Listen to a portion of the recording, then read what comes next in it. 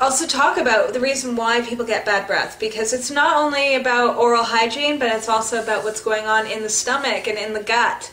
But first, I just do want to mention that anyone that gets bad breath when they're doing any kind of cleansing, like if they're doing a juice fast or a water fast, having really bad breath is normal, okay? That's, when first day or the second day on a juice or water fast, you notice that your tongue is coated with this white stuff and you have dry mouth and issues like that. That's totally normal, and the bad breath will come with it. A lot of times it's a little bit more difficult to fight that, but that's a normal thing on any kind of fasting. But in day-to-day life, if someone has chronic bad breath, there's something going on that needs to get fixed, okay? And so we're going to start just first talking about oral hygiene, okay? Because a lot of times bad breath is coming from an issue in the mouth.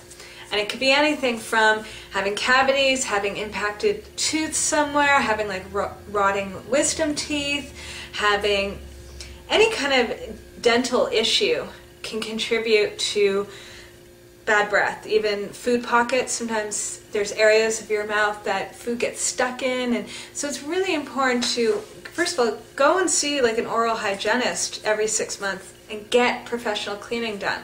That itself can help a lot, because it'll get rid of the tartar buildup and it'll just clean things out, especially where you might not be able to reach or there's a lot of buildup. That, and you want to make sure that obviously you're brushing your teeth twice a day and you're flossing twice a day. It's really, I think flossing is more important than the brushing. The flossing is really what's getting in there and getting rid of any kind of plaque buildup. Okay, so those two things are really, really important. And to make sure too, to be like brushing your tongue, the back of your tongue, getting in there. And it's not only about the teeth, but it's also about having a healthy tongue and healthy gums. Okay, so, and also too, I've done a video on oil pulling, and that really helps to stimulate saliva production. And a lot of times people have an overgrowth of bacteria in their mouth because they're not actually producing enough saliva. And they have a chronic like dry mouth or issues like that. And so two things that can really help is, first of all, chewing your food, okay? Everything that you eat, the more you chew it, like 20 bites, 30 bites every bite, really chewing it down 20 times, 30 times is going to help stimulate saliva.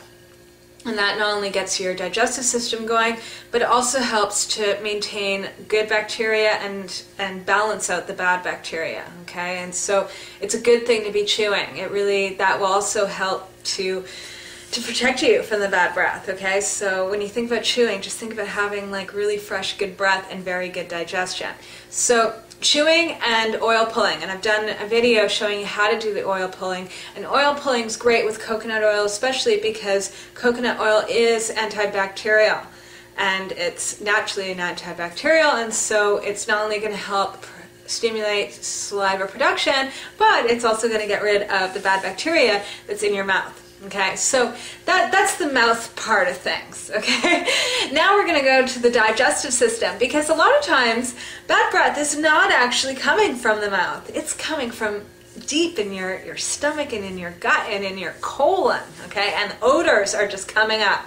And you can imagine what's going on inside of you to be producing a foul odor that's actually coming up like all the way up through your mouth and out of you, okay?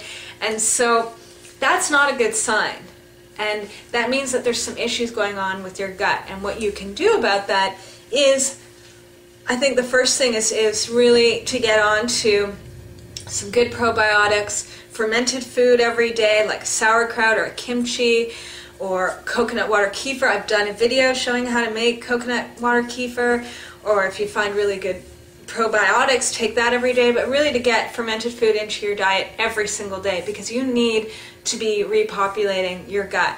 Most people, if you're living in today's society, most people have like very low gut flora, and the reason why is because it's wiped out by not only by antibiotics and over-the-counter medication, but also by the chlorine water that you drink or you're taking a shower in. That wipes it out. Stress, pollution, everything. So it's something that you can't get enough of these days, and it really helps to build up your immunity as well as having strong, good digestion and absorbing the nutrition, and just for your body to be working well and to get rid of that bad breath, okay? So really up the probiotics. Another suggestion too is increasing the greens. Greens are blood purifiers, okay? And if someone has an issue with bad breath, I'd actually suggest really decreasing the fruit, because a lot of times a lot of bacteria actually multiplies from sugar. It doesn't matter whether it's from the good sugar or the bad sugar, it just multiplies from the sugar. And if you're having some gut issues and that's where your bad breath is a symptom of a gut issue, then I would decrease on the fruit and really increase the greens. Greens are what clear out your blood. They're going to help clear out your digestive system. They're going to get you revved up with more minerals and just help things move along. And I really suggest for anyone, okay, even if someone doesn't have chronic bad breath, but like let's say they have like a major garlic meal, eat parsley, okay? Parsley is the best thing for bad breath. Parsley is even better than fresh mint. So, you know, when you go to an Italian restaurant, they always have like a sprig of parsley. It's actually for you to eat after your meal, okay? And there's a reason for that. So eating fresh parsley or throwing parsley into your green juice or making a tea out of it. Make sure to have parsley every single day or after those meals where you have a lot of garlic or a lot of sulfur foods, onions, things like that. That can help a lot as well. But really to get into a lot of greens, because that's really what's going to clean things out. And I also suggest too is because it's a gut issue, I would suggest getting off of all allergenic food for at least 3 months, okay? And that means getting off of all dairy products, all wheat products, nothing that has any kind of wheat gluten in that, and that includes like oats and rye and spelt and kamut, things like that. Get off of those, okay? And also including all wheat products, any flour products, breads, pasta, all that stuff. Get off of it. Just for 3 months, okay, and see what happens. That and getting off of soy and corn products as well, because they are known allergens.